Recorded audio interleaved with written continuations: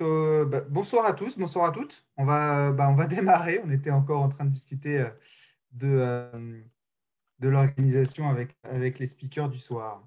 J'espère que vous allez bien, que ces temps compliqués ne sont pas trop compliqués pour vous. On va essayer de vous proposer un événement là, sous le signe de la détente, avec des speakers super sympas, super chouettes. Très rapidement, les HashiCorp User Group, on a repris un peu du poil de la bête là, en début d'année, parce que pendant longtemps, on était un peu en off. Voilà, l'année dernière était compliquée pour. Du coup, on a essayé de remonter une petite équipe. Si vous souhaitez nous rejoindre dans cette équipe d'organisateurs, n'hésitez pas à prendre contact avec nous. Donc moi, je suis Julien Bichon, je travaille pour la société Devoteam Revolve. Je suis accompagné de Mehdi Laruelle, qui travaille également pour la société Devoteam Revolve. On a Michael Krief, qui bosse chez Talentsoft. On a Baptiste Tonard chez Devoteam Revolve et Mohamed Chaben également chez Devoteam Revolve. Il y a du monde de chez Devoteam Revolve, mais voilà, on est ouvert à toutes les sociétés, que vous soyez dans une société concurrente, que vous soyez chez des clients, que vous soyez chez des partenaires. Écoutez, n'hésitez pas à prendre contact avec nous, on vous accueillera avec grand plaisir dans l'équipe. Hop, est-ce que j'arrive à passer la slide? Voilà, donc les hugs en France, aujourd'hui, on en dénombre 5. Le premier, le plus important, celui de Paris, donc avec un peu plus de 1000 adhérents.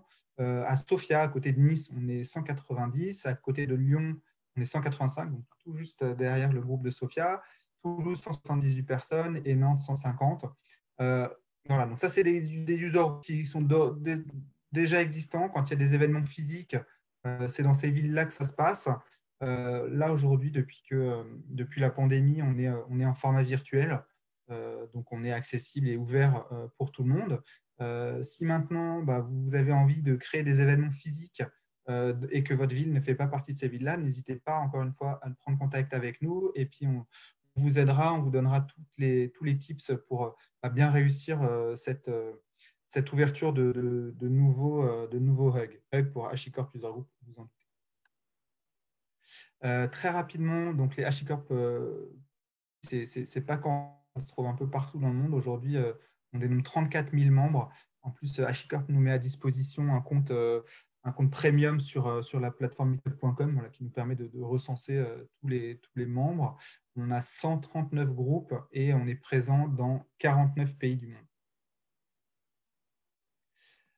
Je vais vous parler de quelques liens, presque comme à chaque fois, que je vous invite à aller consulter. On vous collera les liens directement dans le chat pour que vous puissiez y aller de plus facilement.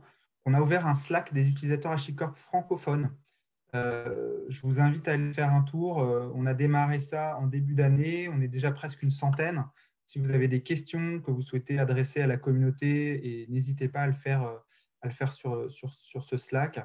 On a mis en place spécialement pour ce soir un petit concours. Donc, ce n'est pas vraiment un concours, c'est un tirage au sort pour gagner des vouchers de certification. Donc, j'ai posté un petit message sur le canal général du Slack et vous n'avez qu'à liker. Et en fin de meetup, je vous proposerai un petit tirage au sort. Ensuite, on a ouvert également un GitHub qui est géré par Mehdi. Vous pourrez retrouver toutes les démos, toutes les présentations des speakers. On y postera sûrement la vidéo également du meetup de ce soir. L'idée étant que voilà, on puisse partager du code, partager nos bonnes pratiques et notre utilisation des différents services HashiCorp. Donc, GitHub, pour ça, est ouvert. Donc, vous pouvez déjà aller y faire un tour. Et après, donc, on a le CFP. Est-ce qu'il est encore ouvert, Mehdi, le CFP de HashiTalk 2021? Alors, non, il vient juste. Alors, Ah, il a fermé il y a, je crois, une semaine ou deux. Et la sélection a déjà été faite. Donc, normalement, l'annonce pour les Hachitalk 2021, donc, qui va se situer cette fois-ci pas uniquement le 18, mais ça va être sur 2 jours. Le 17 et le 18 vont bientôt être affichés. Donc, c'est bien ce qui me semblait. Donc, soyez à voilà, l'écoute. le lien est mort, donc n'y allez pas. Mais voilà, les speakers vont sortir d'ici peu, donc on les présentera, je pense, la prochaine fois. Petit agenda pour le meet-up de ce soir. Donc, on aura en premier speaker Michael qui travaille donc chez Talentsoft, qui fait partie de l'équipe.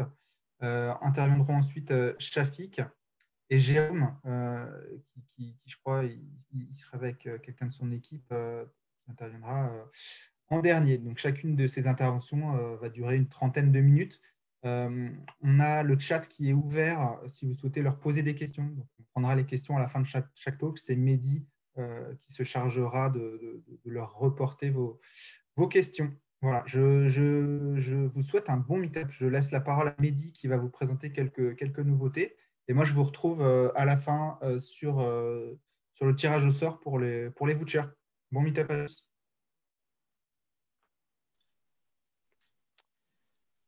Merci Julien. Si tu peux juste passer la slide suivante, j'ai qu'une seule slide de mon côté pour les news. En principe, c'est la bonne slide pour toi, Mehdi. De mon côté, elle n'a pas encore été rafraîchie.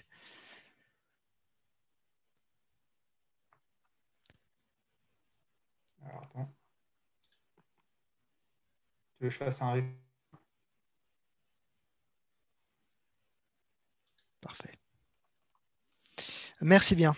Alors, juste faire un petit récap des news qu'il y a eu depuis le dernier meetup, notamment. Donc, on a notamment côté Vault et Terraform pas mal de news. Côté Vault, la plus grosse news qu'on a, c'est le HCP pour HashiCorp Cloud Platform. Donc, je vais vous envoyer le lien tout de suite où on a le Vault qui est passé notamment en bêta. Donc, pour ceux qui veulent tester ça, donc allez-y. C'est en bêta, donc profitez-en. Donc pour ceux qui ne connaissent pas le HCP, donc c'est tout simplement HashiCorp va déployer la plateforme Vault de votre côté. Donc pour le moment, c'est supporté que côté AWS. Donc ils vont déployer cette infrastructure côté Vault sur AWS et vous allez juste pirer par la suite ou utiliser le service tel quel. Autre nouveauté, on a Couchbase qui est maintenant disponible en tant que Secret Engine depuis la version 1.6 de Vault. Et on a aussi un nouveau Quick Start côté AWS qui nous permet de déployer donc du Vault en version 1.6 sur EKS et EC2. Côté Terraform, la petite dernière news qui est sortie, c'est le CDK pour Terraform qui est en version 0.1. Donc si vous voulez contribuer ou autre, faites-vous plaisir. Là aussi. Côté version entreprise, donc pour ceux qui utilisent la version entreprise en tout cas, l'actif-actif en termes d'architecture est maintenant disponible globalement pour tout le monde. Et enfin, comme vous le savez pour la majorité d'entre vous, la version Terraform 0.14 est sortie, on est déjà à la 0.14.5. Très prochainement, on va passer à la 0.15. Vous l'avez compris, le cycle de vie s'accélère. Donc, je vous invite très rapidement à suivre, à noter que la version 1.0 est prévue pour cette année normalement, d'après les Archidays, pardon. Enfin, les dernières nouveautés qu'on a sur les autres produits, donc Waypoint est passé en version 0.2.0. Donc pour les intéressés, vous pouvez faire un petit tour. Je vais vous envoyer l'article de blog notamment qui parle de ces nouveautés-là. Et enfin, on a Nomad qui est passé en 1.0, la version, enfin, on l'attendait pour certains, donc disponible pour tout le monde. Donc si vous voulez tester cette version-là, faites-vous aussi plaisir. Donc je vais vous envoyer quelques liens, notamment pour les plus curieux qui veulent en savoir un peu plus. Voilà pour les nouveautés depuis le précédent Meetup. On va du coup passer avec le premier speaker, donc Michael, qui va nous parler notamment de Compliance as Code pour Terraform, pour toute la configuration Terraform. Donc, on va laisser Michael prendre la main. Voilà, bonjour tout le monde. C'est parfait, je vais juste partager mon écran.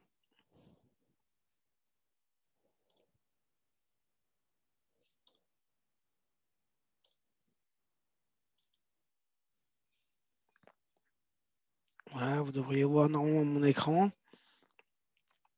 Donc je me présente, je suis Michael Krief, je suis ingénieur DevOps chez Talentsoft. Je suis aussi HashiCorp ambassadeur et je suis aussi Microsoft MVP.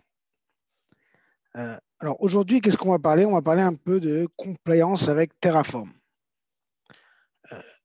Le sommaire de la presse, on va parler qu'est-ce que la compliance, quels sont les outils qu'on va pouvoir utiliser, une petite démo et quelques ressources. Donc tout d'abord, il faut un petit peu parler de qu'est-ce que la compliance. Donc la compliance, c'est le fait de pouvoir écrire du code qui va nous permettre de tester que notre code va bien représenter ce qu'on veut dans notre infrastructure que l'on va générer. On peut avoir de la compliance à tout niveau. Ça peut être avant la génération de l'infrastructure ou bien même après la génération de l'infrastructure. Le problème de ce qui se passe après la génération de l'infrastructure, c'est que bien sûr, si les tests de compliance échouent, ça nous demande de détruire l'infrastructure et de la rebuilder avec le nouveau paramétrage, la nouvelle configuration qui sera cette fois-ci compliante avec, alors ça peut être des règles d'entreprise ou ça peut être aussi de la nomenclature, des règles de sécurité, ça peut être tout type de règles de compliance. Alors, pour Terraform, comment ça se passe exactement? Le problème de Terraform, c'est qu'on va, en général, on fait toujours notre init, notre plan, on fait notre apply ensuite, et souvent, on se rend compte que c'est seulement après l'apply qu'on a des problèmes de compliance. C'est-à-dire que notre code, finalement, il ne correspond pas exactement à la stratégie de l'entreprise, à la nomenclature, à la sécurité. Et donc, du coup, ça demande beaucoup de travail pour pouvoir corriger, détruire d'abord tout ce qui a été fait, corriger et refaire un apply après. Et surtout que parfois, l'apply peut prendre du temps.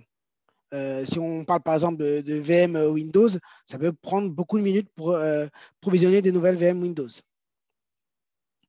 Donc, du coup, là, ce qu'on va faire, le but de l'exercice, c'est de mettre de la compliance après le plan. Donc, le plan, pour ceux qui ne savent pas, c'est le dry run, la preview de ce qui va être fait par Terraform. Donc, concrètement, on va lancer l'init, on va lancer le plan. Donc, le plan va générer un plan d'exécution de ce qui va être fait ou de ce qui est déjà actuel.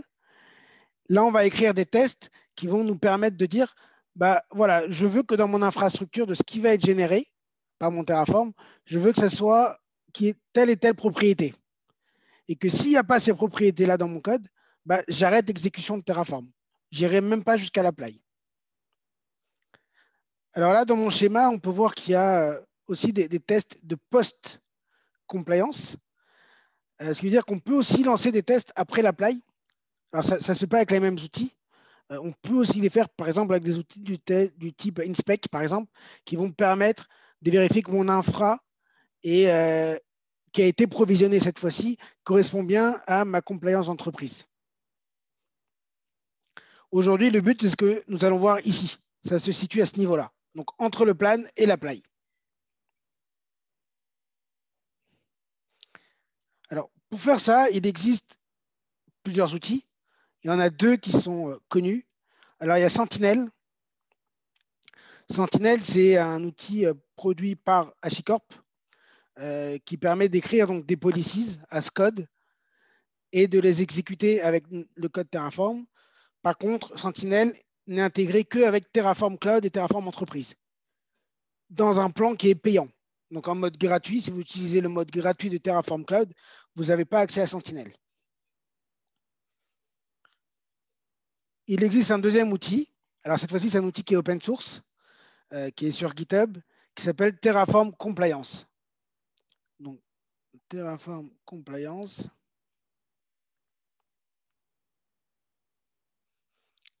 Voilà, vous pouvez le trouver ici. Donc vous avez le GitHub, vous avez une documentation qui est assez bien fournie. Et donc, c'est lui que nous allons utiliser aujourd'hui pour écrire du test de compliance. Donc, je vais passer un petit peu à la démo. Donc, Terraform Compliance s'installe soit avec du Python, il vous faudra PIP pour pouvoir l'installer, donc le gestionnaire de package Python, ou alors vous pouvez l'utiliser avec une image Docker. Pour notre démo, j'ai écrit un petit code Terraform qui est tout simple, qui permet de provisionner un ressource groupe dans Azure. Bien sûr, ça marche avec n'importe quel type de code Terraform. Ce ressource group, moi je dis que je veux que le nom soit démo, la location soit Est Europe. On va écrire des tests qui vont permettre de vérifier que ce qui va être provisionné correspond bien à ça. Donc, pour ceci, on va créer un répertoire test. Et dedans, on va créer un nouveau fichier qui s'appelle démo. Alors, l'extension est importante, c'est .feature. Voilà. Alors, le langage de ces tests-là, c'est un petit peu pour ceux qui connaissent, c'est un peu comme du SpecFlow. Donc, vous avez ici, voilà, c'est du given, then, when, then. Ça s'écrit un peu, voilà, vous avez différents exemples ici. Donc, c'est du langage qui est assez simple à lire et à écrire. Ça ne demande pas spécialement voilà, d'avoir beaucoup de connaissances, on va dire, en programmation. Donc, j'écris un scénario. Je vais dire voilà, que je donne un titre, je fais un given, un then et un when et du and aussi si je veux. Donc, dans notre cas, j'écris donc ce fichier-là et on va commencer à écrire des tests. Donc,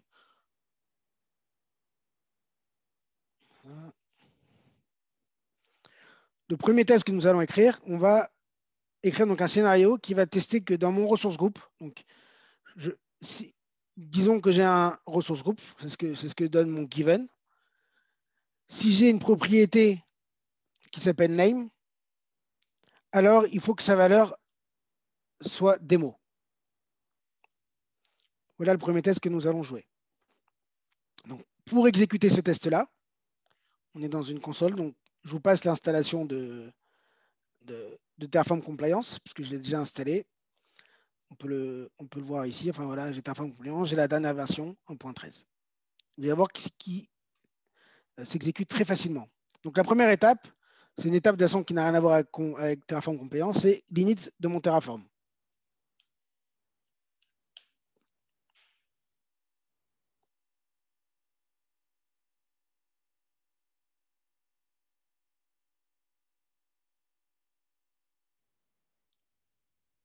Voilà. Donc là, ça se fait assez vite. La deuxième étape, c'est de faire le plan. Mais on va le faire en générant un fichier donc, qui s'appelle demo.tfplan, par exemple. Ça, c'est une bonne pratique de Terraform, c'est de faire le plan avec un fichier de sortie. Donc, ce fichier, on va l'appeler demo.tfplan. On va le générer.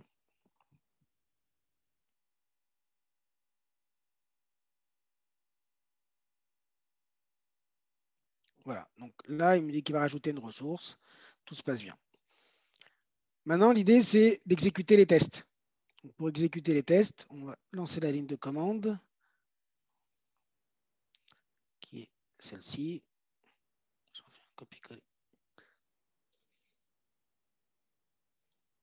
Donc, la ligne de commande, elle me dit quoi? Elle prend en paramètre donc, ce fichier tfplan que j'ai généré, puisque lui va se baser sur le plan, et le répertoire où sont stockés mes tests que j'ai écrits juste avant. Alors malheureusement, on ne peut pas cibler qu'un fichier en particulier. Il prend tous les fichiers qui sont dans le répertoire. Je vais l'exécuter.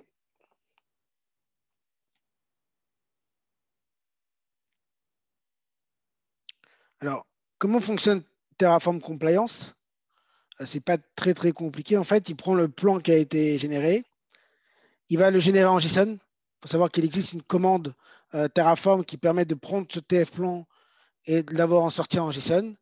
Il parse le fichier JSON et il va traduire les tests que j'ai écrits. Il va vérifier avec ce fichier JSON. Et donc là, on voit que tous mes tests sont bien passés.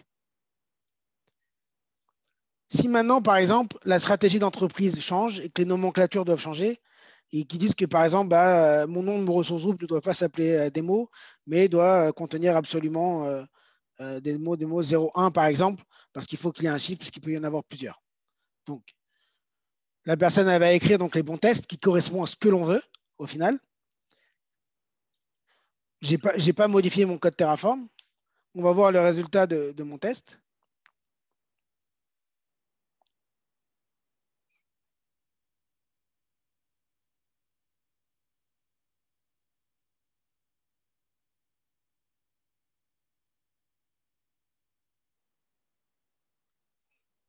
Voilà, on voit bien que ça a échoué. Il me dit que mon test devrait, que mon ressource group, que la propriété nom de mon ressource group devrait être demo 01. Ce qui est intéressant à savoir, c'est que même si vous n'avez aucun changement dans le plan, vous pouvez bien sûr modifier les tests et les réexécuter. Les tests ne se font pas seulement sur les changements qui vont être apportés, mais sur l'intégralité du plan. Si on regarde le JSON qui a été généré, il est ici. On peut le voir, il contient en fait tout ce que va avoir dans ma génération de mon infrastructure. La console renvoie les changements, les seuls changements, pour des questions de simplicité. Mais en fait, le plan contient toute la config Terraform que je vais générer, que je provisionne. Donc même s'il n'y a aucun changement, je peux quand même exécuter mes tests là-dessus. Alors maintenant, on va compléter un petit peu les tests pour pousser un petit peu plus. On va écrire un deuxième scénario qui va, par exemple, tester. Alors ça, c'est important, ça peut aider, ça m'a souvent aidé. C'est de tester que mon ressource group, il contient bien des tags. C'est une bonne pratique d'avoir des tags dans les ressources Azure. La stratégie d'entreprise demande d'avoir des tags pour chaque ressource Azure. Je vais tester que j'ai des tags. Donc, bah, aussi, c'est un petit peu la même chose. Donc, sauf que mon test, il dit, bah, voilà, il doit contenir, il must contain tags, la propriété tag, et que cette valeur ne doit pas être nulle. Donc là, la même chose. Alors, je réécris mon test. Je vais le réexécuter.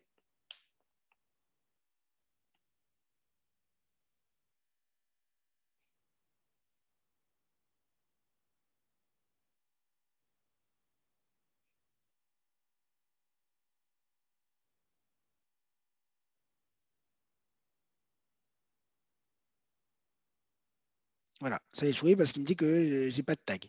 Par contre, si je complète mon code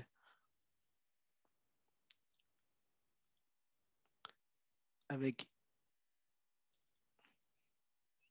des tags ici, voilà, je rajoute un tag. Les tests, normalement, doivent tous passer au vert.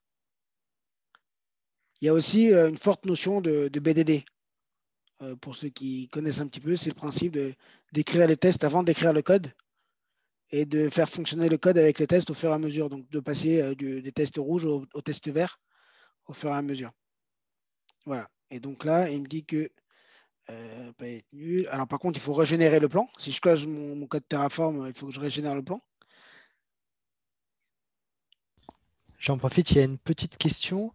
Peut-on ou comment variabiliser les values dans les tests? J'y viens juste après. Ça fait partie du test d'après. Voilà. Donc,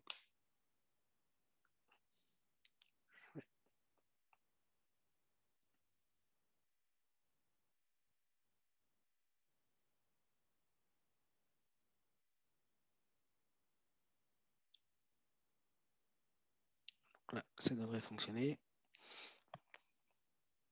Voilà, tout est passé au vert. Maintenant, on va écrire un dernier test pour aller un petit peu plus loin. C'est par exemple, mon test, c'est de boucler sur les tags. Je veux qu'il y ait une certaine valeur de liste de tags. Donc là, je vais aller ici, toujours dans mes tests. Et là, cette fois-ci,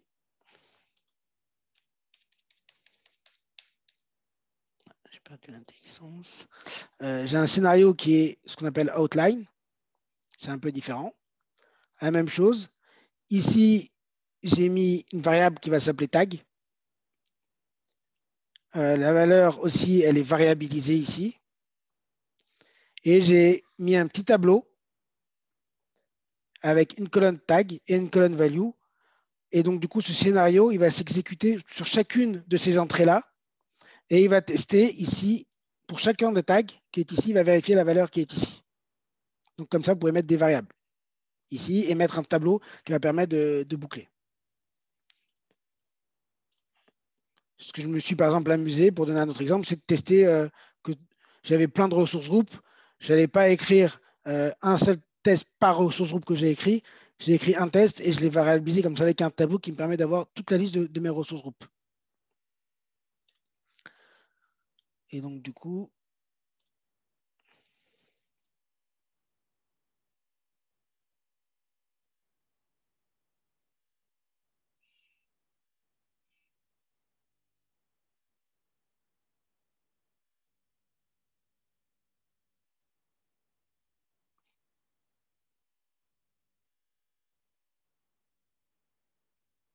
voilà. Donc là, il m'a planté parce qu'il veut que j'ai un tag AMP qui s'appelle démo 1. Or, moi, j'avais mis démo, si je ne me trompe pas. Voilà. Et donc, je peux tester avec un autre.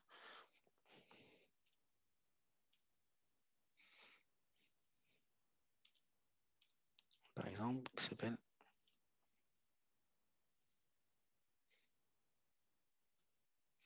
donc, il suffit d'écrire.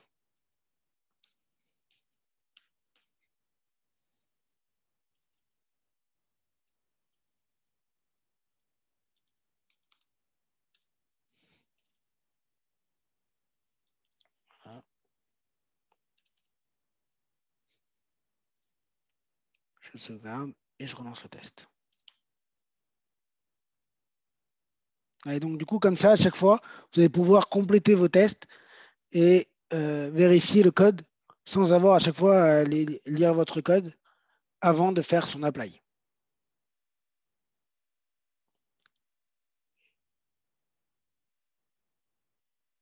Voilà, et donc là, ça a planté parce que je n'avais pas ce tag.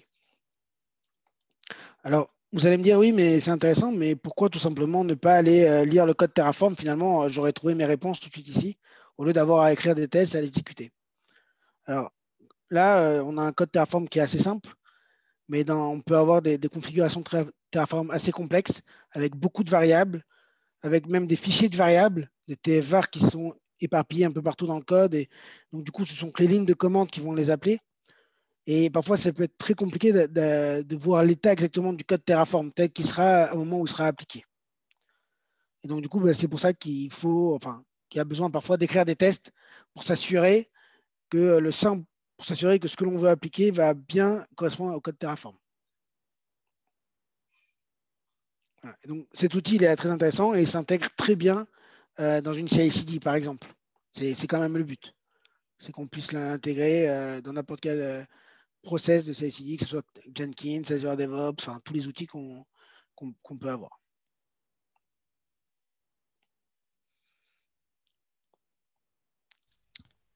On a plusieurs questions qui se présentent. Est-ce que tu aimerais déjà répondre à quelques-unes d'entre elles? Bien sûr, vas-y. Alors, on a une question qui est est-ce que Terraform Compliance peut remplacer Open Policy Agent dans le contexte Terraform? C'est un autre outil. Alors, je connais de nom Open Policy Agent. Ils font à peu près la même chose, les deux. Hein. C'est un autre outil. Je l'ai cité tout à l'heure, Sentinel. Moi, je travaille avec Terraform Compliance. Je trouve que Open Policy Agent, il est un peu plus compliqué à écrire. Enfin, son langage est un peu plus compliqué à écrire et à prendre en main. Question suivante, cette indentation en escalier est-elle obligatoire? Alors non, moi j'ai fait une indentation comme ça pour aller vite pour la démo, mais normalement le code il doit être beaucoup mieux formaté là ici. Voilà, tout doit être en dessous. La seule chose qui est importante, c'est bien de garder le given, when, then et and sous des lignes différentes et d'avoir les tableaux voilà, avec les pipes qui sont bien alignés les uns sous les autres. Question suivante, est-ce que peut-on faire des patterns de regex avec?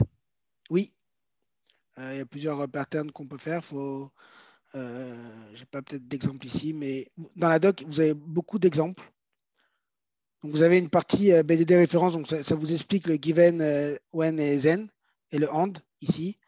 Et après, vous avez beaucoup d'exemples sur, voilà, par exemple, les tags, l'encryption, comment, par exemple, Les subnets, je l'ai utilisé pour aller voir s'il y a bien des règles qui sont ouvertes ou qui sont fermées, là aussi. Des règles réseau, par exemple. Vous avez beaucoup d'exemples ici. Et vous avez le GitHub aussi avec le code, si vous avez besoin de voir. Une autre question, est-il possible d'avoir été skippé un check sur une ressource? Par exemple, on a du code existant et on est en train d'ajouter la couche de compliance et on refactorise, réécrit le code au fur et à mesure. Oui, enfin ça peut, tant qu'il y a le plan qui s'exécute, voilà, le code Terraform compliance continuera toujours à fonctionner. Enfin, il peut être ajouté, il n'est pas obligé d'être mis là dès le départ. Il peut être mis là au fur et à mesure que le code Terraform s'écrit. Je ne sais pas si j'ai bien répondu. N'hésitez pas à poser donc vos questions sur le petit outil de questions-réponses. Enfin, on a une dernière question. Ça peut servir pour tester des comportements en fonction du workspace, peut-être, genre des limites de nombre de machines différentes entre la prod et du test. Alors ça, pour moi, ça serait plus du code post-apply. Donc c'est une fois que le code est appliqué. J'ai du mal à voir comment, avec un même plan, on peut tester les deux. Donc, il ne faut pas oublier que ça s'exécute sur un plan donné. Et voilà, on a fait le tour, en tout cas, des questions. Si vous avez des questions, vous pouvez bien sûr les poser directement sur l'outil.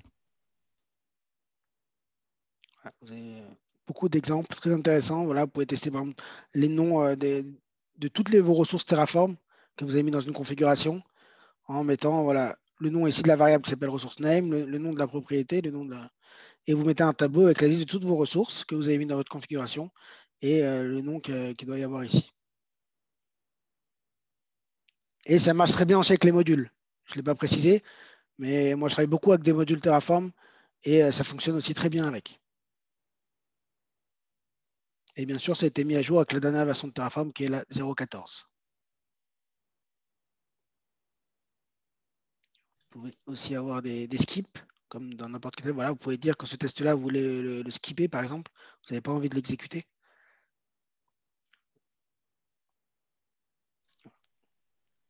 Alors, on a une autre et dernière question. Est-ce que le test peut reposer sur une comparaison entre les valeurs de deux ressources?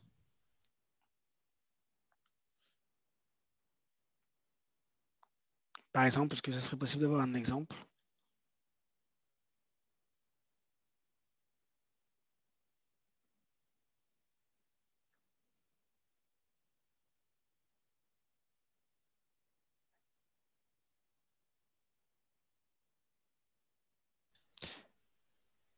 En attendant, ce que je te propose, c'est d'avancer, hein, le temps que… Oui, tout à fait. Donc voilà, pour moi, c'était bon. C'était pour cette partie de Terraform Compliance. On n'en fait pas beaucoup, je trouve, de la compliance comme ça de code, que ce soit avant ou après. On fait beaucoup de tests encore trop manuels, surtout après. Et il faut savoir que ça prend beaucoup de temps de tester à chaque fois sur les plateformes, que ce soit cloud ou pas cloud, mais de retester à chaque fois ce qu'a généré le code Terraform, et ça coûte beaucoup de devoir détruire et de rebuilder. Là, c'est vrai que ça prend du temps d'écrire les tests. Au moins, ces tests, bien sûr, il faut les mettre à jour. Ça nous évite de faire des applis pour rien. Eh ben, merci bien. Donc, par rapport à la précédente question, donc l'exemple c'était le test serait si mon ressource group est égal à xxx, alors mon instance name doit être à xxx underscore 01. Oui, je pense que il y a le given. Le given, donc ça serait le premier ressource group. When, c'est est-ce que j'ai un deuxième ressource group qui existe et mon zen. Alors, dans ce cas-là, il va tester la valeur du deuxième ressource group en fonction du premier. C'est à tester. Je n'ai pas eu encore ce cas-là, mais ça serait, voilà, on peut mettre des patterns, on peut mettre beaucoup de choses. On pourrait le faire. Eh bien, merci à toi, Michael. Il reste encore deux questions qui ont été posées. Je te propose d'y répondre à l'écrit directement. Si vous avez aussi des questions, n'hésitez pas à utiliser l'outil. Michael restera un petit peu présent avec nous pour répondre à vos questions. Alors, juste pour rappel, je vous ai renvoyé le lien pour le Slack. N'hésitez pas donc à le rejoindre pour le tirage au sort. On va passer au deuxième speaker de ce soir, donc Shafik, qui va nous parler notamment de Brainboard et de l'infrastructure as no code. Bonsoir tout le monde. Je partage mon écran avec vous.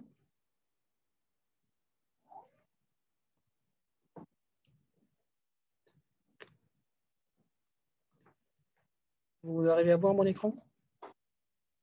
De mon côté, c'est OK. OK, c'est good.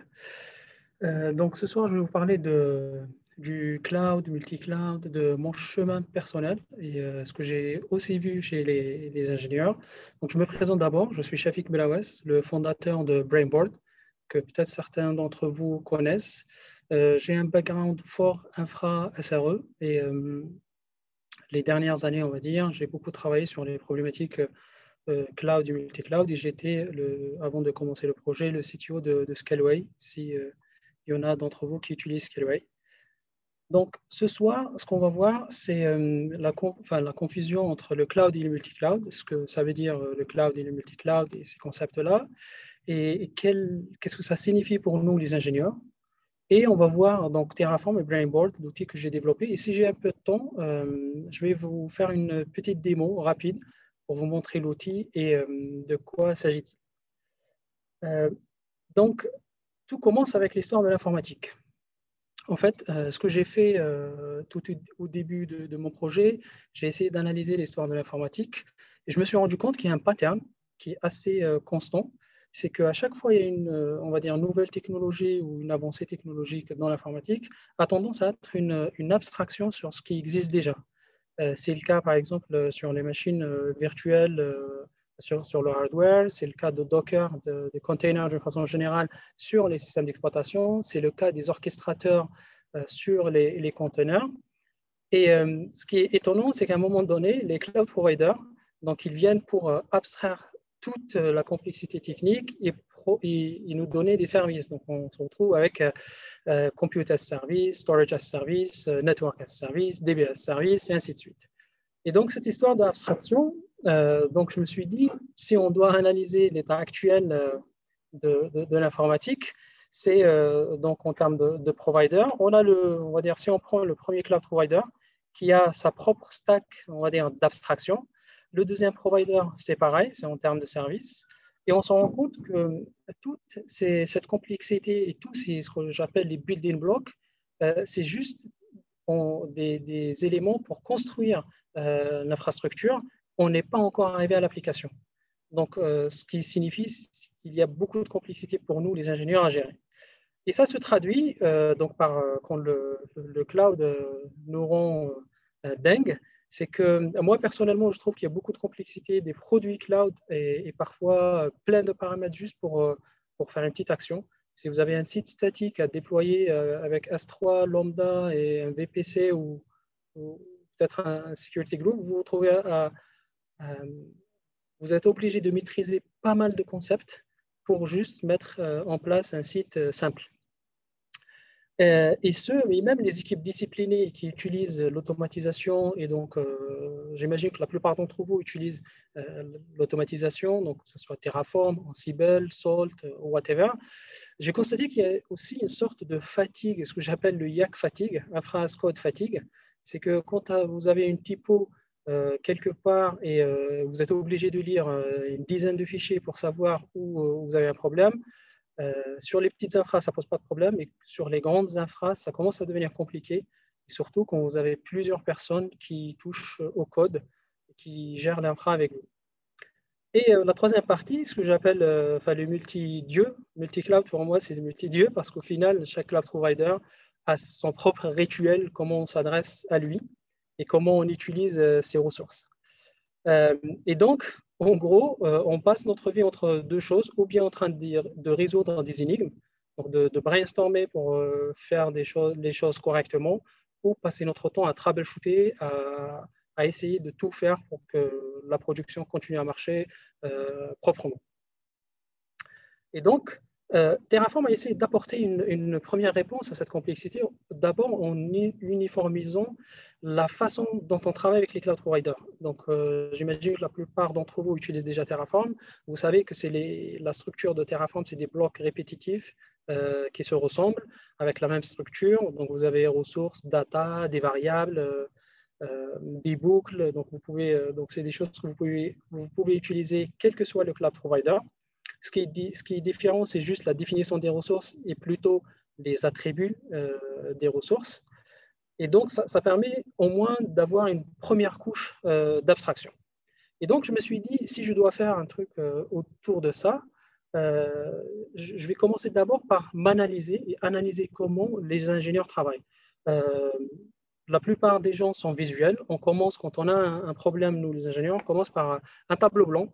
On dessine ce qu'on a à faire dans un tableau blanc. On va dire tel serveur parle avec tel DB, s'authentifier dans telle zone, stocke les data dans tel file system. Et une fois qu'on a construit cette mini-architecture, on va la traduire en code, donc Terraform ou autre. Une fois qu'on traduit en code, donc ça commence le cycle de vie de l'infrastructure et l'application. Donc on va faire des Terraform Plan, on va faire des Terraform Apply, Destroy. Et donc quand on a des modifications, on va recommencer dès le début. Et donc ça, c'est la façon dont on travaille. Et je me suis dit, je vais délirer un petit peu et imaginer un outil qui me permet d'avoir, donc qui sera ma plateforme de gestion du cloud de façon end-to-end, où je design dans l'outil final. Je peux valider mes designs donc avant de le déployer, donc avant de perdre du temps d'aller jusqu'au plan ou déployer pour me rendre compte. Je peux le déployer d'une façon automatique. Je peux appliquer des règles de sécurité. Je peux faire en sorte d'avoir une marketplace où je peux distribuer mes architectures avec mes équipes ou avec les autres équipes clientes. Et je peux contrôler tout ce qui s'est fait sur mon environnement de cloud. Et donc, si je reprends le schéma de ce que Terraform a simplifié, il y avait une première, donc vous avez en bas la complexité technique des cloud providers. Ce que essaye Brainboard de faire, c'est d'abstraire cette complexité et d'amener les ingénieurs et même les managers de parler plutôt use case business. Et donc, ça se concrétise. Donc, c'est une plateforme de gérer du cloud et même le multi-cloud. Je reviendrai sur le multi-cloud. Justement, ce que je vois, la plupart de ceux qui disent le multi-cloud, c'est plutôt une façon de déployer de l'infrastructure sur plusieurs cloud providers. Et dans mon idéal, ça, c'est une partie du multi-cloud. Comment je définis le multi-cloud? C'est plutôt comment je déploie des infrastructures sur plusieurs cloud providers. La première partie. La deuxième partie, c'est selon des stratégies. Et les stratégies, ça peut être des stratégies de coût, de achat, de sécu, de proximité par rapport à mes utilisateurs, et ainsi de suite. Et donc, ces stratégies, c'est des stratégies qui représentent des stratégies business. Et c'est là où je voulais, en fait, combler ce vide entre la partie technique et la partie produit. Et donc, ça se traduit par donc, un outil qui permet d'avoir donc, on va dire la logique de Brainboard, c'est design, deploy, depict. C'est-à-dire, vous avez un endroit où vous faites des drag and drop pour déployer des ressources. Vous avez le code qui est généré à la volée, automatiquement. Vous pouvez faire un versionning comme vous faites dans Git, mais un versionning graphique. Sur le déploiement, vous pouvez donc déployer. Vous pouvez le brancher avec votre CI/CD actuel. Et tous les déploiements et même les Terraform Plans sont exécutés dans des sandbox complètement isolés. Et donc, pour faciliter le travail dans des entreprises avec plusieurs équipes, donc il y a la notion de marketplace où vous pouvez designer des templates que vous distribuez au sein de votre organisation. Excuse-moi de te couper, Shafik. Tes fenêtres Zoom pour les participants, le chat et tout ça, en fait, cachent une partie de tes slides et ça fait des zones grisées sur ton slide. OK. Est-ce que... Attends, je vais réduire. Est-ce que c'est mieux comme ça? Oui, c'est mieux. C'est mieux. Je pense qu'on pourra voir le reste de ta presse tranquillement comme ça. OK, super. Merci. Je ne sais pas qui me l'a dit. C'est Gauthier. Mais, OK, merci Gauthier. Je super. Donc voilà. Et ça, c'est le principe de Brainboard. Et donc là, je peux vous montrer une démo. J'ai prévu une démo rapide pour vous montrer de quoi s'agit-il concrètement. Donc, je vais créer une nouvelle architecture que j'appelle démo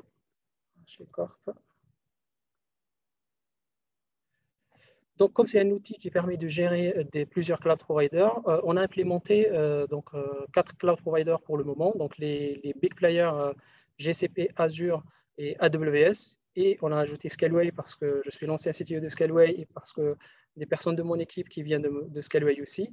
Et vous avez ici, donc quand vous sélectionnez le cloud provider, vous avez ici l'intégralité des ressources que vous retrouvez chez Terraform, donc les ressources cloud Terraform. On a fait un travail de classification. Donc, on a fait, vous avez la partie compute, network, DB, storage, et ainsi de suite. Et donc, une fois que vous voulez designer une architecture, il suffit juste de faire un drag and drop. On va faire juste une mini-architecture pour vous montrer une région. On va prendre Irlande. On va prendre une région qui contient un VPC, une machine virtuelle simple, juste pour vous montrer comment on peut l'utiliser. Et donc, si je prends un VPC, Brainboard va comprendre systématiquement qu'il a été inséré dans une région, donc Irlande, il va me désactiver le champ région, donc je ne peux pas l'activer. Je fais Apply. Et si je prends un subnet et je l'insère à l'intérieur de VPC, donc il peut détecter plusieurs couches d'imbrication. Il peut donc récupérer les informations de chaque composant cloud, ce que vous avez l'habitude de faire à la main, et l'injecter directement dans le dernière ressource. Ici, le subnet, il a détecté qu'il a été inséré dans un VPC, donc il a récupéré systématiquement le nom du VPC avec le ID, il a récupéré la région. Il suffit juste de spécifier ce que je veux, donc le seed en bloc que je veux. Et si je prends une machine virtuelle, on va prendre une machine simple T3. Donc pareil, il a détecté qu'elle a été insérée dans un subnet et un VPC. Et vous avez ici, on a fait un travail aussi de simplification. Vous avez donc la première partie, tous les champs obligatoires que vous êtes obligé de renseigner avant de faire n'importe quelle action. Et donc, si je choisis le type, donc vous avez une liste où on récupère la liste de ce qui existe chez AWS, par exemple. Et si je prends un AMI, là, j'ai choisi un AMI qui est en Irlande. Et la deuxième partie, vous avez, si vous voulez pousser la configuration plus loin, vous avez ici donc la configuration de l'équivalent de Terraform. Donc, toutes les informations de Terraform, elles sont là. Et si vous voulez regarder la documentation, il suffit juste de cliquer sur ce lien. Elle vous emmène vers la bonne ressource et vous pouvez, si vous voulez donc avoir des informations plus précises sur la ressource, vous pouvez utiliser ce lien. Et donc, une fois que j'ai renseigné mon infrastructure, donc je peux venir dans le tab Deploy et je peux visualiser le code qui sera généré à la volée. Donc ici, les informations que j'ai intégrées ont été bien configurées. Brainboard ajoute par défaut 2 tags pour que les gens se retrouvent. Donc, le tag de l'environnement. Donc là, je suis dans un environnement QA et l'UID de l'architecture dans le but qu'un jour, si vous ne voulez pas utiliser Brainboard et vous voulez utiliser votre infrastructure vous-même, vous pouvez récupérer le code Terraform équivalent et continuer à utiliser votre infrastructure comme vous avez l'habitude de faire.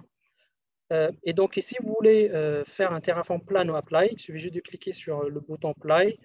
Brainboard va vous créer à la volée, pareil, un environnement donc temporaire. Il va convertir le graphique en Terraform. Il va faire un Terraform plan et vous donne le output. Donc là, il va faire son output. Donc là, vous avez le output de l'équivalent de mon architecture. Et donc, si vous êtes satisfait avec votre architecture, vous pouvez donc aller plus loin et faire un deploy. Si je fais apply, il va le déployer vers. Je vais faire l'exercice jusqu'au bout. Je vais faire apply, il va le déployer dans mon compte AWS. Donc, je laisse faire le apply. Et vous avez ici, donc, sur une carte du monde, un visuel de nombre de ressources que vous avez dans chaque cloud provider. On est en recherche aussi de feedback, donc n'hésitez pas si vous avez des idées, si vous avez des suggestions pour ceux qui ont l'habitude d'utiliser Terraform, donc on est preneur de feedback.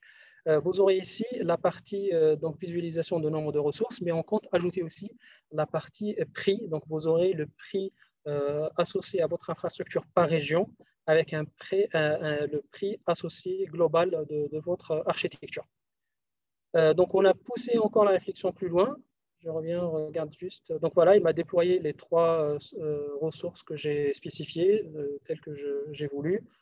Et donc, si je veux le détruire, pareil, je peux utiliser l'option Destroy pour détruire ce que j'ai fait. Donc, je le laisse faire le destroy. Et je vous ai parlé tout à l'heure du versionning donc à la Git. Vous avez ici donc, la notion de versionning. Si je fais ici first version, je commit. Imagine, je fais d'autres modifications. Par exemple, je clone carrément cette ressource. Je la clone. Donc, je clone cette ressource et je la mets ici. Je crée une deuxième version, second version. On a vraiment gardé la logique de Git. Donc là, je peux ici visualiser les versions que j'ai. Si je veux revenir à la toute première version, donc j'avais que ces composantes-là. Si je veux sélectionner la deuxième version, donc j'ai un suivi graphique de toutes les évolutions. On a ajouté aussi donc, pas mal de fonctionnalités qui représentent la production. Donc, je ne vais pas prendre beaucoup de temps. Je vais vous parler de la notion de marketplace qui peut vous intéresser. Imagine, je suis satisfait avec mon architecture. J'ai appliqué donc, les bonnes pratiques, j'ai appliqué les règles de sécurité et je l'ai validé pour qu'elle soit utilisée en production. J'ai la possibilité ici de publier cette architecture dans la marketplace. Pardon. Donc, je vais la garder privée pour aujourd'hui. Et donc, je vais lui donner juste un nom.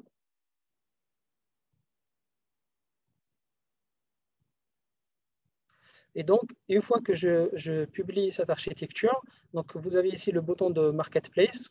Quand j'ouvre la Marketplace, je vois donc ce que j'ai fait, le template que j'ai fait aujourd'hui. Imaginons, vous avez plusieurs ingénieurs qui travaillent avec vous ou même des équipes clientes pour vous qui veulent utiliser cette architecture. Il suffit juste de cliquer sur cette architecture et de la cloner. Je vais prendre un autre environnement. Et je vais cloner ici cette architecture.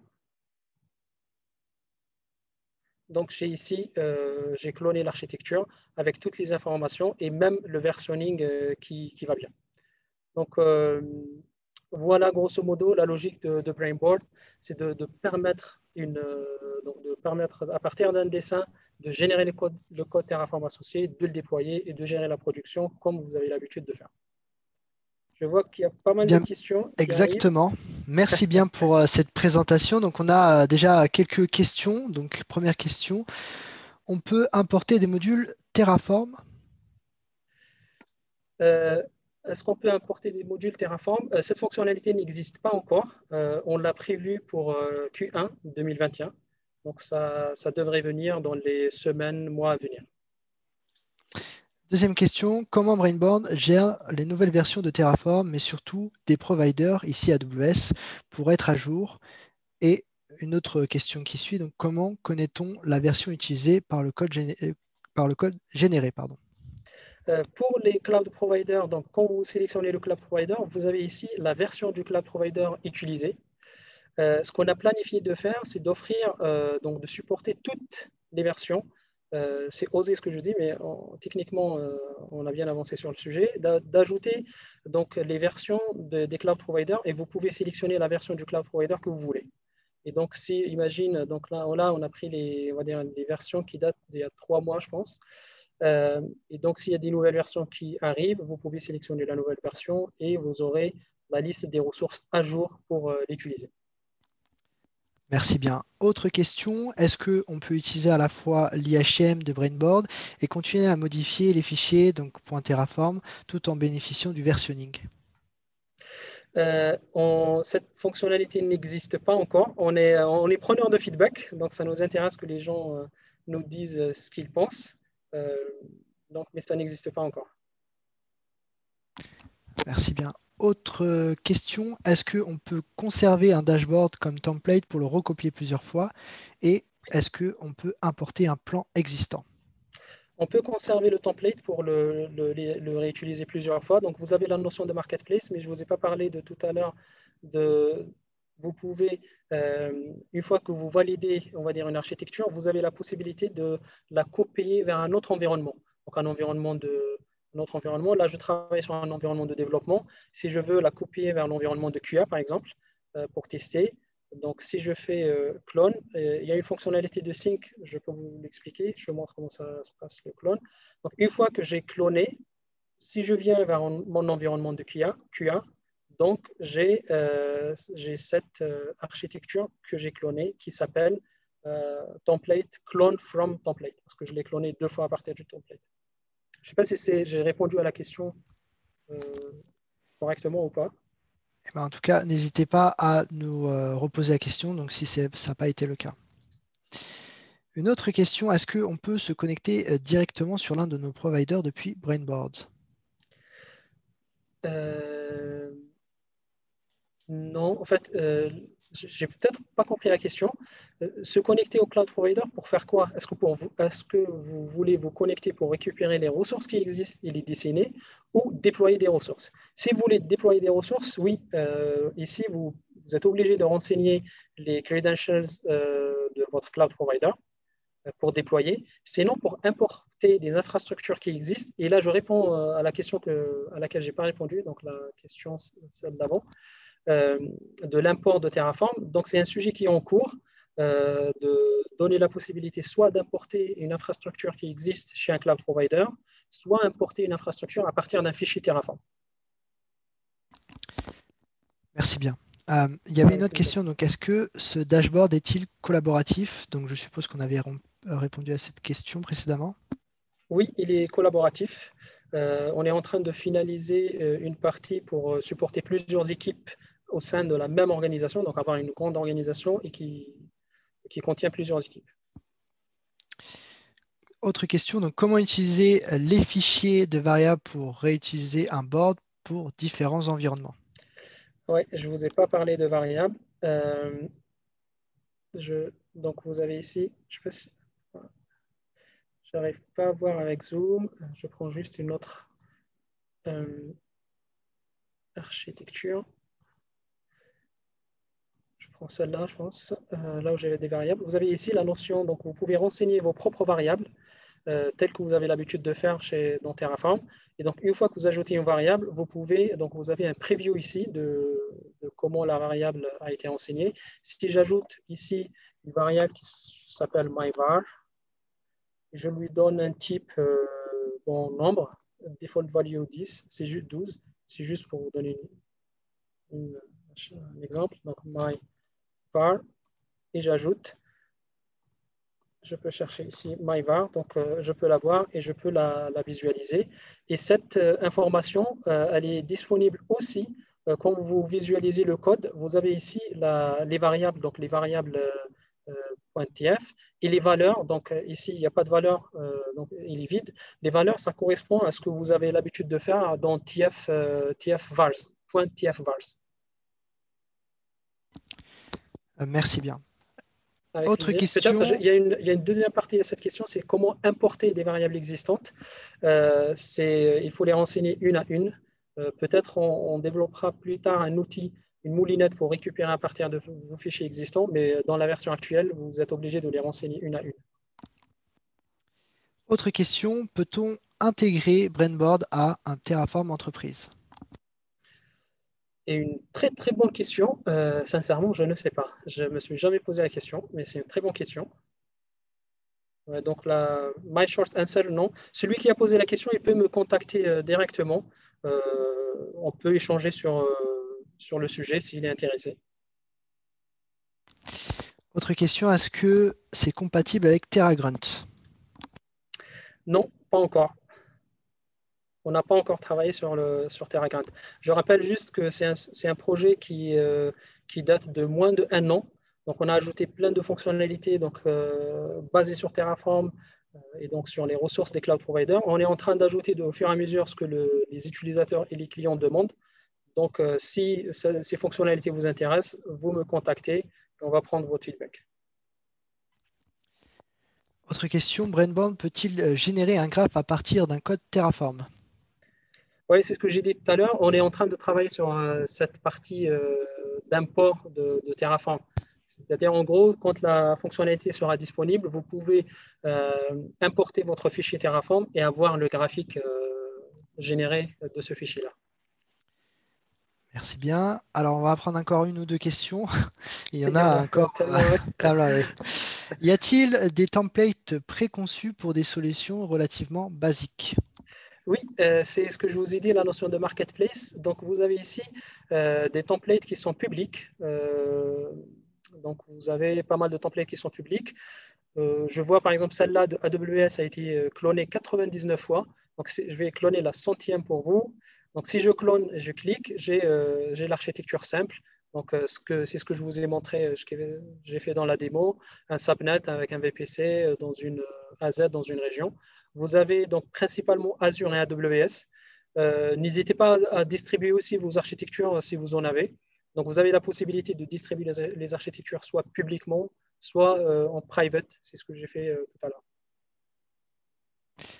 Merci bien. Et je vais prendre une dernière question et on pourra passer au speaker suivant. Donc, Suivant. Yes. est-ce que ça permet de déployer dans plusieurs comptes, dev, recettes et prod? Dans la version actuelle, enfin ça va venir, on est vraiment en train de finaliser cette partie-là. Ce que vous aurez la possibilité de choisir les credentials au niveau de l'architecture. Imagine, cette architecture utilise les credentials A. Vous aurez un bouton ici pour spécifier les credentials A. Si vous changez vers une autre architecture, vous pouvez choisir d'autres credentials. Donc, stay tuned pour ceux qui ont posé la question. Merci bien, Shafik. Donc, Shafik restera Merci pour à vous. répondre aux questions suivantes directement. Donc, si vous avez d'autres questions ou vous voulez compléter, n'hésitez pas à utiliser donc, la fonctionnalité QA pour poser vos questions. Merci bien à toi. On va passer Merci au à vous. speaker Ouais, suivant, donc donc Jérôme. je laisse prendre la Bonjour main. à tous. Juste un petit message. Donc, n'oubliez pas que on a 3 vouchers à faire gagner. Donc, connectez-vous sur le Slack et likez le post. À la fin du 3e post, on montrera donc les 3 gagnants qui seront bien sûr sélectionnés au hasard. Voilà, à ne pas oublier. Donc, il vous reste encore un talk pour le faire. Bon, merci à tous et bonjour à tous du coup. Donc, pour ce dernier point, déjà merci à tous d'être présents encore jusqu'à cette heure-là pour cette 3e présentation. Et merci de nous laisser l'occasion de présenter nos solutions. Donc, pour ce dernier point, nous serons 2. Et nous allons parler de sécurité et de la sécurité autour de la solution de HashiCorp Vault. Alors, on aura moi-même, donc Jérôme Béclin, donc, pour me présenter rapidement, je suis ingénieur avant-vente chez une société qu'on appelle Entrust et que je vais représenter. Je m'occupe du marché français et je m'occupe de solutions qu'on appelle HSM pour Hardware Security Module, qui sont des modules de sécurité, on va voir, qui vont permettre de sécuriser des clés de chiffrement. Et je suis accompagné du coup de Gauthier. Du coup, bonjour à tous. Donc, je m'appelle Gauthier Naïkian. Je suis avant-vente comme Jérôme, mais chez HashiCorp, dans les équipes France. Et donc voilà. Ça ajouter. Merci Gauthier. Alors, avant de parler des solutions, peut-être un petit passage sur la société Entrust, parce que vous nous avez peut-être connus auparavant sous d'autres noms. Alors, ça a pu être Encipher, qui est le nom historique de la société, puis peut-être Thales eSecurity, parce que de 2008 à 2018, nous avons fait partie du groupe et les solutions d'Entrust partie du groupe Thales, donc dans la filiale Thales eSecurity. Et jusqu'en 2018, parce que Thales, en 2018, a racheté Gemalto, et dans les solutions de Gemalto, on retrouve notre plus grand concurrent sur ce marché des hardware security modules, qui s'appelle SafeNet. Et la Commission européenne et ses équivalents dans le monde n'ont pas permis à Thales d'avoir dans son giron à la fois les solutions d'Encipher et de SafeNet, et donc a dû se séparer de sa division Encipher. Et nous avons été rachetés par le groupe Entrust en 2019, qui est un groupe américain qui propose des solutions assez larges autour de la sécurisation de l'identité digitale. que ça soit des solutions d'IAM, d'Identity and Access Management, donc par exemple des solutions de Single Sign-On, des solutions de PKI, qui est le produit historique d'Entrust, donc de solutions d'infrastructure de gestion de clés et de certificats. Des solutions de signature électronique aussi, via le rachat d'une société qui s'appelle SafeLayer. Et on a aussi en France, on a eu le rachat de la société DataCard, qui fournit des solutions de personnalisation de cartes bancaires et de documents d'identité. Donc voilà, aujourd'hui, c'est un gros groupe avec pas mal de solutions autour de la sécurisation de l'identité digitale. Et on va parler de la partie nCipher, enfin historiquement nCipher, qui est la partie d'Hardware Security Module, sur laquelle on va revenir un peu plus tard.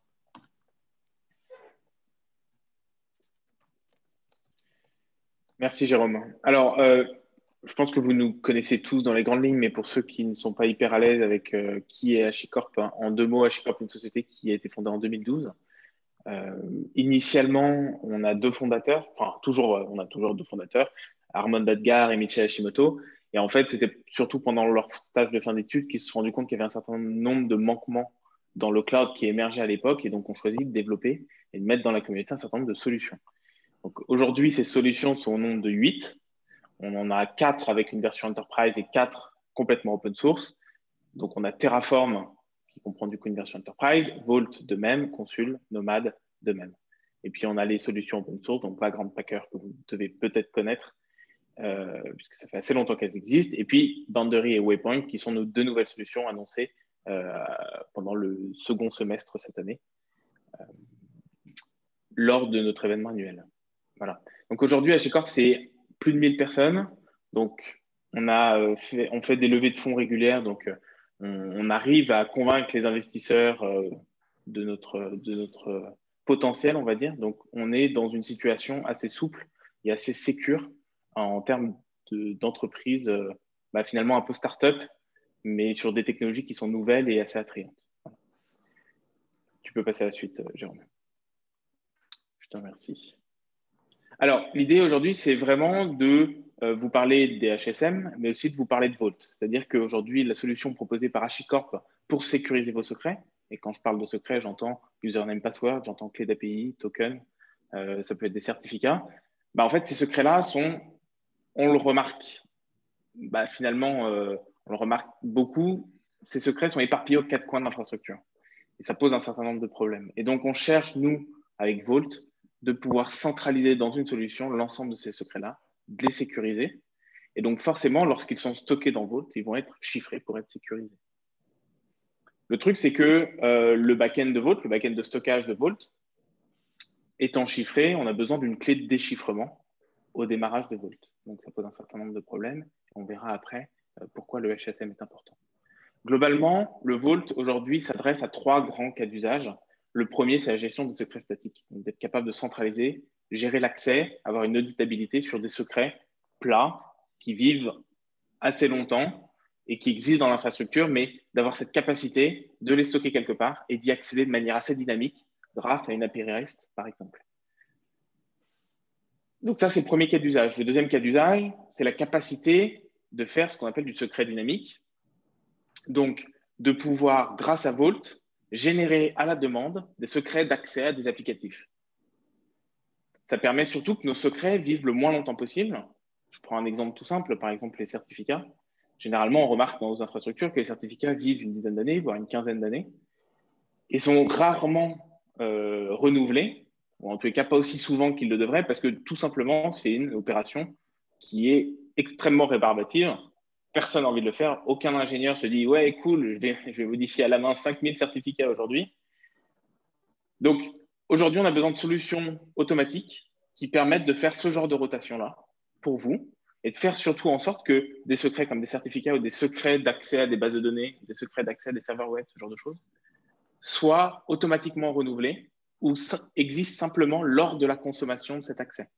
Je prends un exemple, un serveur web qui va vouloir se connecter à une DB. Ce serveur web va avoir besoin de credentials pour se connecter à la base de données.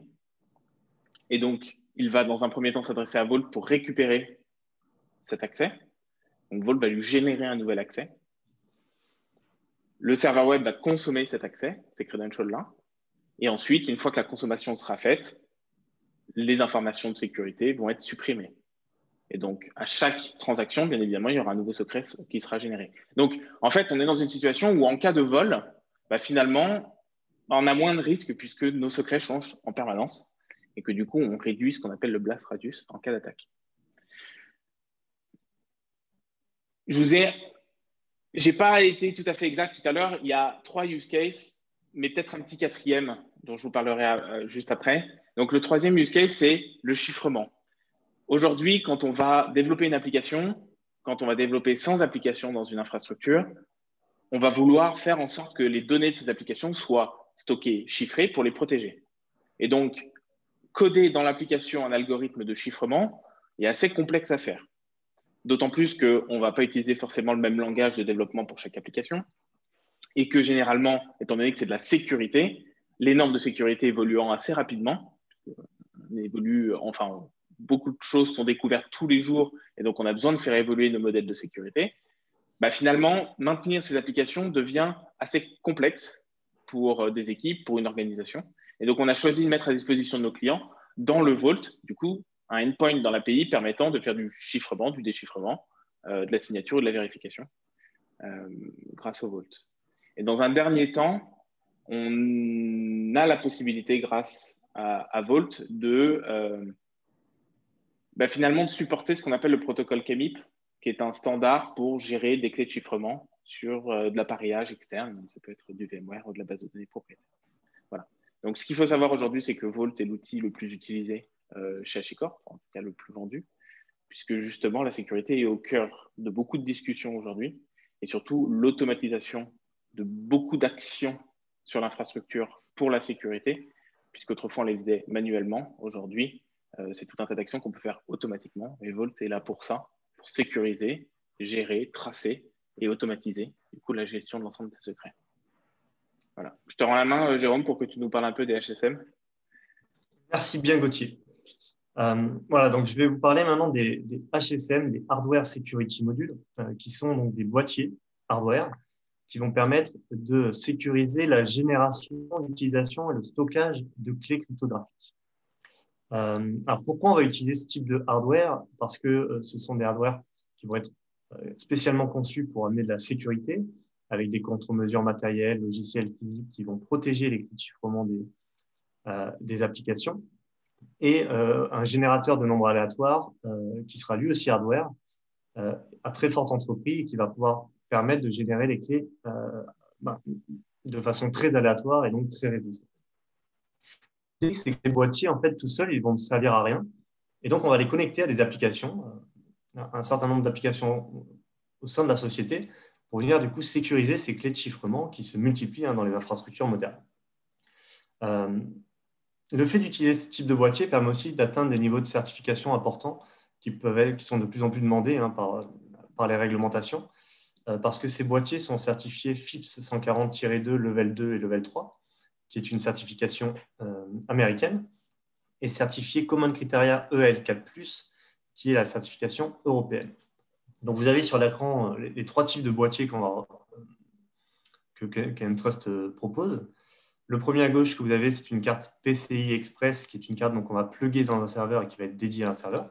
Donc, toutes les opérations cryptographiques et les opérations de génération et de sécurisation de clés vont être d'une application d'un serveur, vont faire appel à ce type de cartes lorsqu'elles sont pluguées dans le serveur. Ensuite, on a des boîtiers réseau que vous avez au centre de l'image, qui sont eux donc des boîtiers d'un réseau, donc qui vont pouvoir partager entre différentes applications.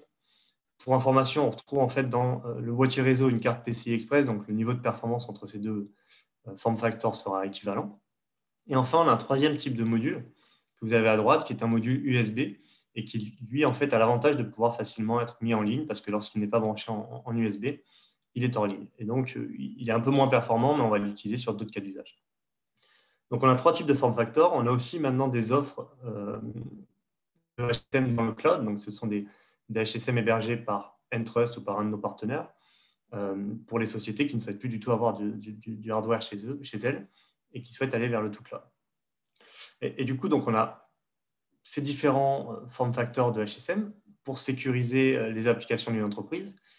Et historiquement, on a commencé à utiliser ces HSM pour sécuriser des PKI, donc des infrastructures de gestion de clés, et pour émettre des certificats de façon sécurisée. Mais depuis un certain nombre d'années, on voit les usages se multiplier au sein des sociétés. Et un des cas d'usage, ça va être d'utiliser ce HSM pour venir sécuriser la solution Vault de HashiCorp, qui en elle-même est déjà sécurisée. Par contre, on va y revenir, mais Gauthier parlait d'une clé qui est un peu la clé maître du Vault. En fait, on va pouvoir générer et sécuriser cette clé maître dans ce type de HSM pour s'assurer qu'elle ne soit pas compromise, parce que ces HSM ont des niveaux de certification très importants. Et c'est le type de clé qui ne doit pas être compromise, parce que si elles sont compromises, l'ensemble de la solution est compromise. Et c'est pour ça qu'on utilise du matériel hardware certifié et sécurisé. On a d'autres cas d'usage au sein des entreprises pour lesquels on voit que le HSM est de plus en plus utilisé. C'est des cas d'usage comme du chiffrement de bases de données. Donc, si vous avez des bases de données, par exemple Oracle ou Microsoft SQL, eh ben, elles peuvent, les solutions de chiffrement de ces bases de données qu'on appelle les TDE peuvent faire appel au HSM pour sécuriser la clé maître du TDE. On a de plus en plus aussi de sujets autour du cloud. En particulier, côté Entrust, on a une intégration forte avec Microsoft qui utilise nos HSM en marque blanche dans leur offre Azure Key Vault. Et on va faire ce qu'on appelle du Bring Your Own Key ou du Your Own Key pour venir sécuriser les données dans le cloud et sécuriser aussi la gestion des clés dans le cloud.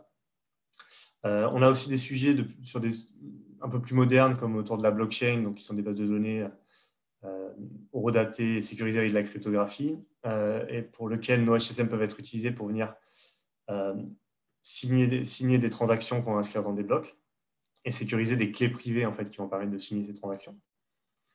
Voilà, pas mal de cas d'usage assez larges au sein de la société. Et finalement, ce HSM, avec ses certifications, va venir se positionner en racine de confiance pour l'ensemble des applications quand il va s'agir de générer et de sécuriser les clés de chiffrement. Parce que toutes ces applications qui se multiplient dans l'entreprise, elles font de plus en plus de chiffrement. Sauf que si on fait du chiffrement mais qu'on ne protège pas les clés, le chiffrement ne sert à rien. Et donc, pour venir protéger les clés de façon forte, on utilise ce type de module.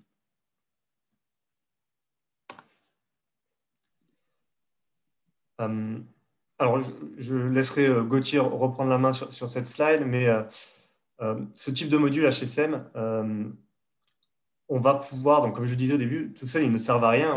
On a des applications qui vont faire appel à ce module pour sécuriser leur clé de chiffrement. Et pour faire appel à ce type de module, on a différentes API cryptographiques qui existent. PKCS11 en est une, OpenSSL, on a des API Java, JCE, les API de Microsoft aussi.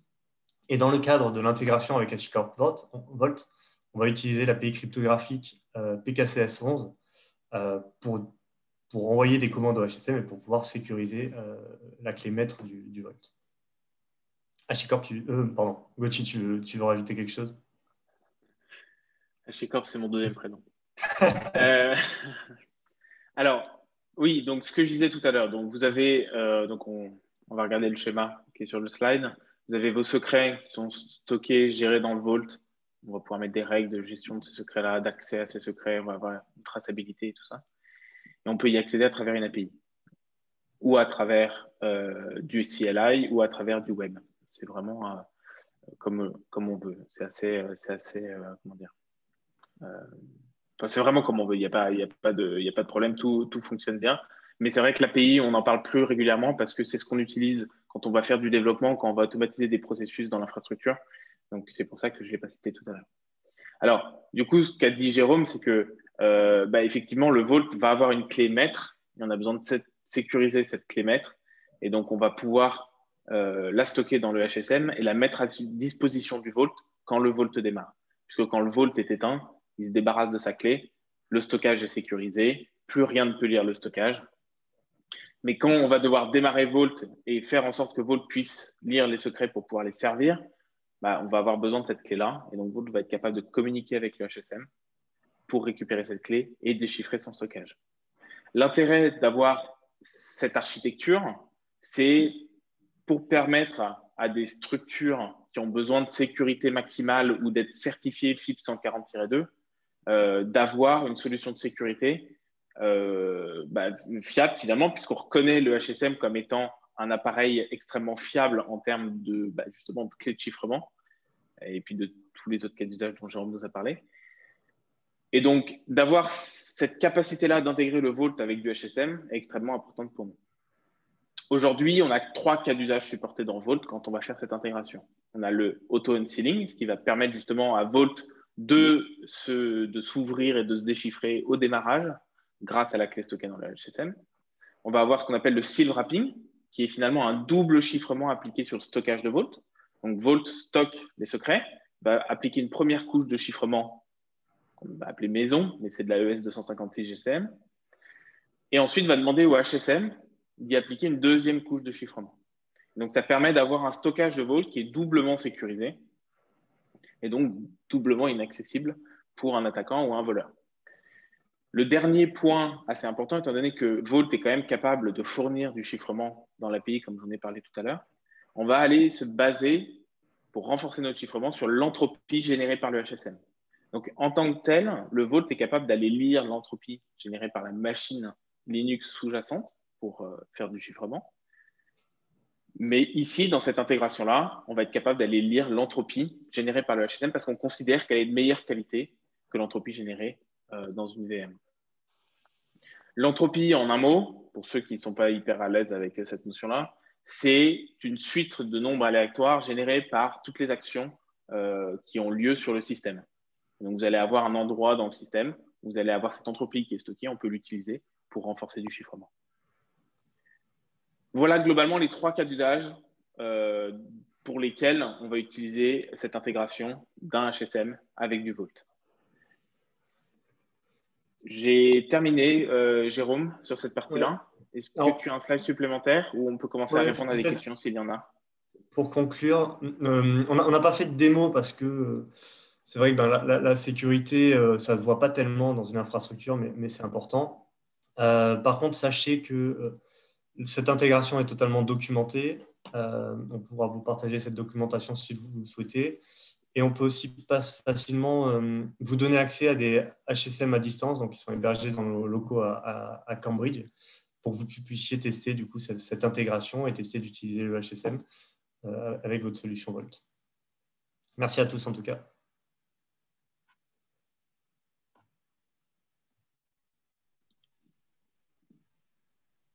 Alors, Mehdi, est-ce qu'on a des questions par hasard? Alors, tout à fait.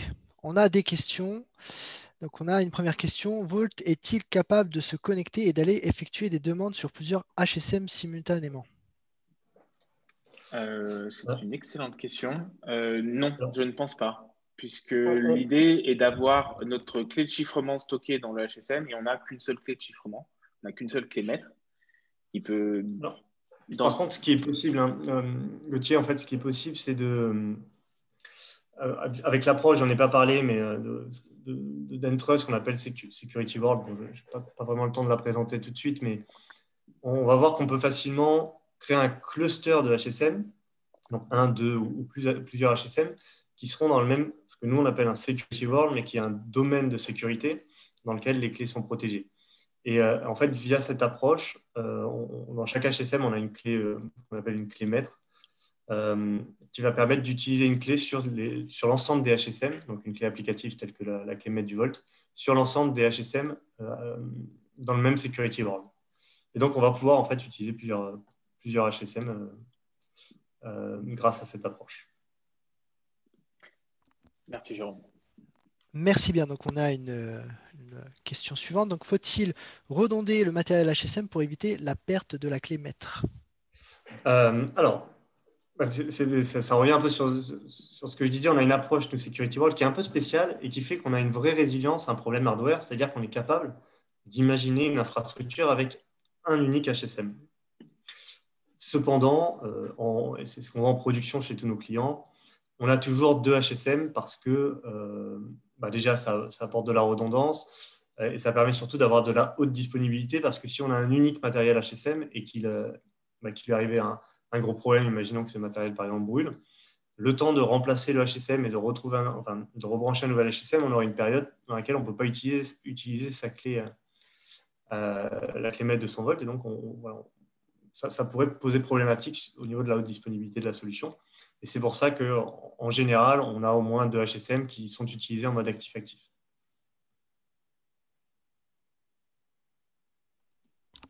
Merci bien. Je pense qu'on a fait le tour des questions. Si vous avez des questions, c'est le moment ou jamais.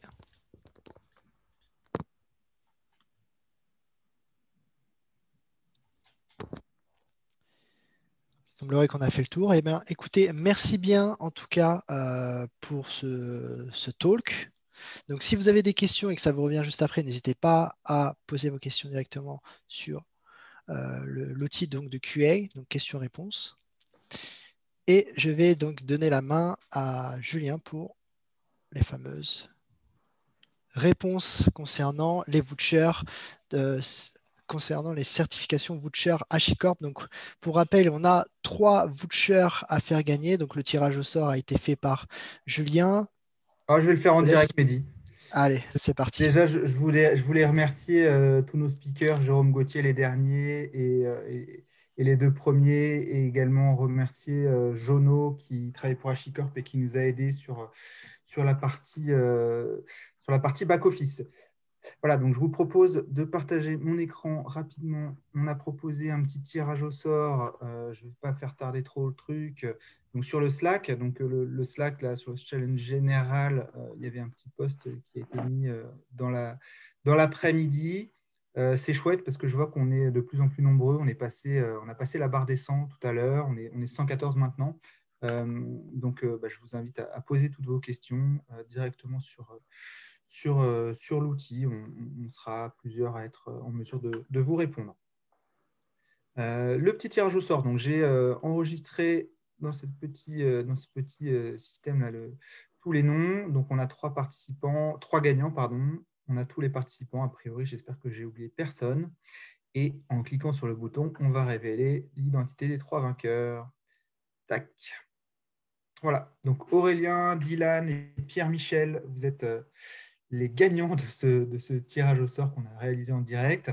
Je vous invite à vous rapprocher de Mehdi ou de moi-même directement sur le Slack et on vous fera parvenir vos codes. Bonne soirée à tous, portez-vous bien, faites attention à vous, merci encore aux speakers et puis rendez-vous très vite. Merci à tous, bonne soirée. Merci à tous. Au revoir. Merci à tous, au revoir.